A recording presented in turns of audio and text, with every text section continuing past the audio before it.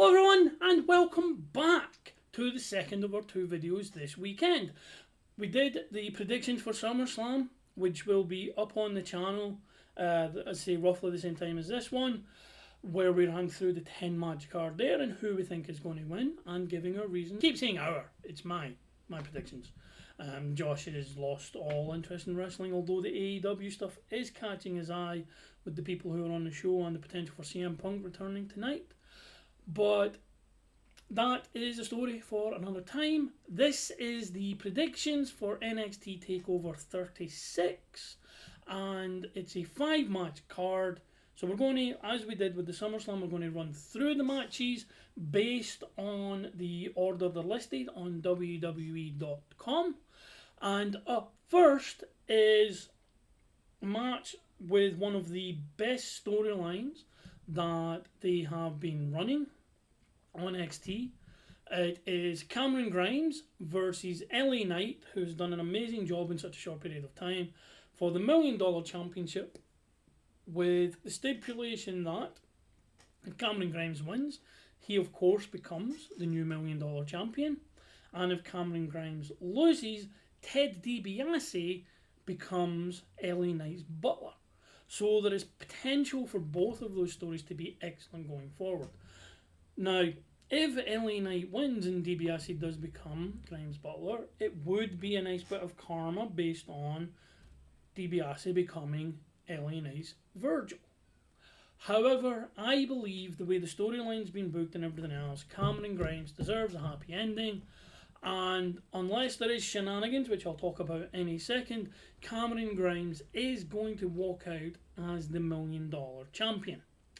However, this could be a long con.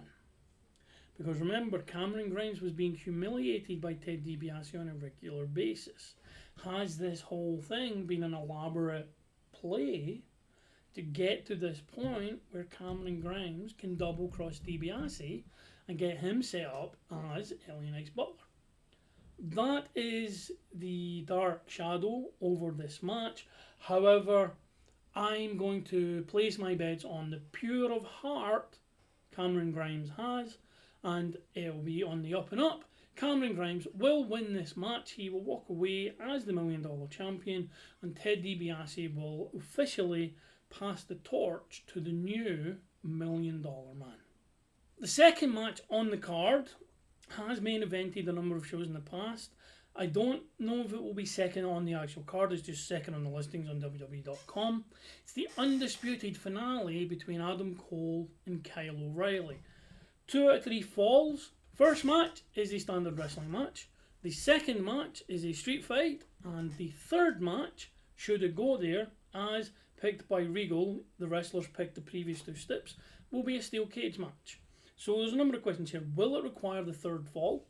Most 2 out of 3 falls matches do go to the third fall. Occasionally they throw in a little, like MVP versus He Who Shall Not Be Named. Was a very interesting 2 out of 3 falls, straight 2 falls victory.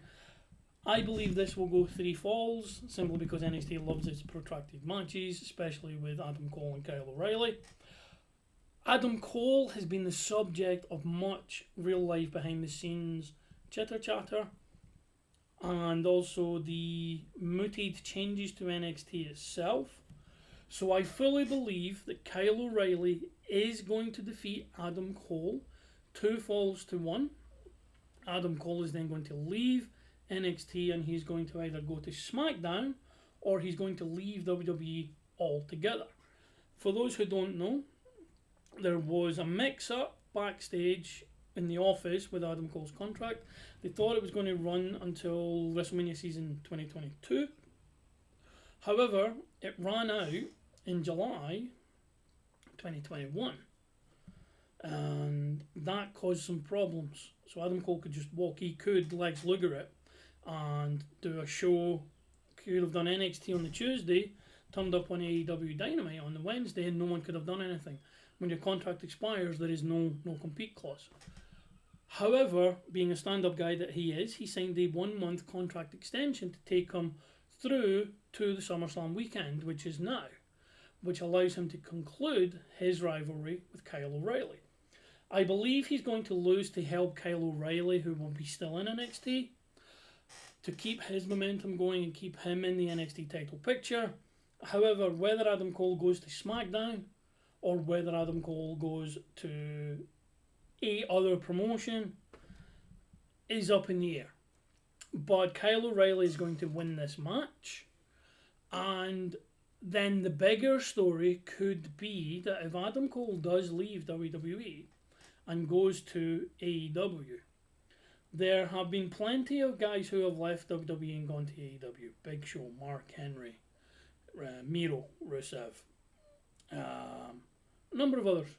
Jericho in a roundabout kind of way. But every single one of those people were let go by WWE and then went. Adam Cole would be the first guy to be offered mega bucks to stay and choose to leave. That's why I believe, and a few other people online also share this opinion, that Vince McMahon isn't a fan of Adam Cole like it's being made out that he is. He is a fan of keeping Adam Cole for the reasons just given.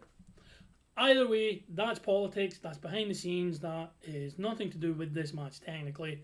Kyle O'Reilly is going to defeat Adam Cole, put the final nail in the coffin of the Undisputed Era after Bobby Fish's release. Adam Cole leaves NXT, Roddy Strong's doing his own thing, Kyle O'Reilly's doing his own thing, and Kyle O'Reilly will carry on his momentum and likely stay in the NXT Championship picture, but definitely the NXT North American Championship picture. The third match on the card is the NXT Women's Championship match. It's Raquel Gonzalez, who has been a revelation since she came in, taking on former partner Dakota Kai. Now, I am completely enamored by Dakota Kai. I love everything she does. I love her style. I love her fashion sense. I love everything about this woman. But that will not be enough to carry her to victory tonight. Raquel Gonzalez needs to keep the belt. She needs to be a dominant champion. And part of that will be taking care of her former friend and former partner. It's very much... She calls herself Big Mommy Cool as an homage to Big Daddy Cool Diesel. And there is quite a bit of similarities between the situations. Diesel was brought in to be the muscle behind Shawn Michaels, protect him. Raquel Gonzalez was brought in to be the muscle and protect Dakota Kai. The muscle went on to win the title before the Star won the title. And the muscle cemented their legacy by defeating the person they were brought in to protect. Quite a lot of parallels there. I believe Raquel Gonzalez is going to keep the belt for this takeover. How long into the future that goes, I don't know. But for this takeover, I genuinely believe that she is going to retain the belt. And my hope, which has been my hope for pretty much every takeover for the last year and a half, has been that Awesome Kong returns, whether she comes under Awesome Kong or Karma, but she returns to WWE. She has so much unfinished business there. It was a shame how that all ended, but to see her come out even for a short run would be phenomenal. But Raquel Gonzalez is walking out of TakeOver with the title.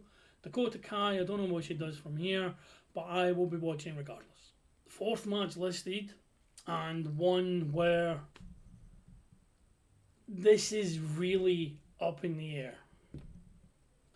Walter has been a dominant champion, and some people say he's only held the belt so long because of the COVID era.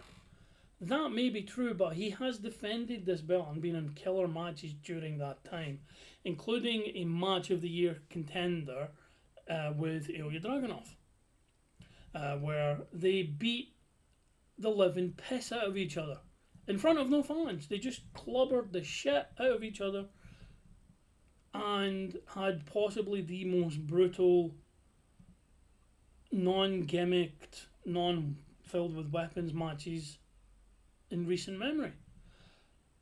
Ilja is the last person to have actually pinned Walter. It was in a tag team match early to mid 2020. But in singles matches, Walter has been pretty much untouchable. So now we're presented with this dichotomy of two divergent potential storylines. Ilja Dragunov being the one to finally topple Walter is logical storybooking sense based on what we've had. But you can only topple Walter once, and it's one of those things like with the Undertaker streak, you can only break it once. Once it's done, it's done. You cannot take it back. So while Ilja winning against Walter does make storyline sense, and it would be a fantastic feel-good moment, and it would continue the precedent of history where every time the UK Championship has been defended on a US takeover, it has changed hands. Pete Dunne beat Tyler Bate for it, and then Walter beat Pete Dunne for it. So there's that. However, Walter being the dominant champion, him getting the victory over Illya here cements him even more. And the more people that get toppled by the Giant, the one person who eventually does topple him is made for life. That's where I'm going with this.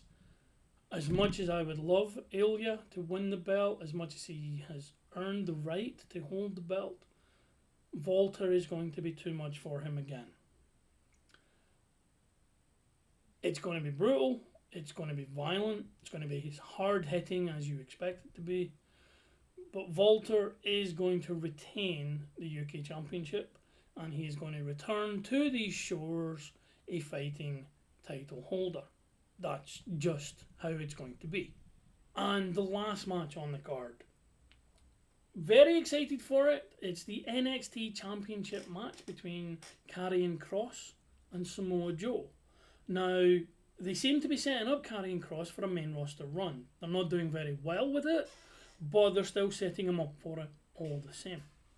Joe, being in NXT, getting back in the ring, is exciting on its own. So now you have the issue of, does Karrion Kross retain the belt, or does Samoa Joe become the first 3-time NXT champion?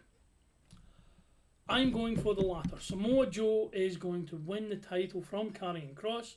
Karrion Kross and Scarlett are going to go to Raw, where they will be ruined like everyone else from NXT who goes up. And the last 5 years or so is more or less ruined. Damian Priest looks like being the exception to the rule at this point. And here's where it gets interesting, because Walter could lose his belt. I know I just said Walter is going to retain against Illya, but that is a very 50-50 thing. And if Illya does defeat Walter for the NXT UK Championship, and then Samoa Joe defeats Karrion Kross for the NXT Championship, Walter will challenge Joe for that belt. Walter has made no bones about one of his dream matches is to face Samoa Joe. And one of my dream matches is Walter to face Samoa Joe. They will clubber each other, they will chop each other, they will kick each other, they will break blood vessels, they will smash each other to bits. And it will be glorious. Regardless of Walter retaining or not, Samoa Joe is winning this match. Karrion Kross is going to leave NXT much in the same way Adam Cole will be leaving NXT, although their futures may be wildly different beyond that.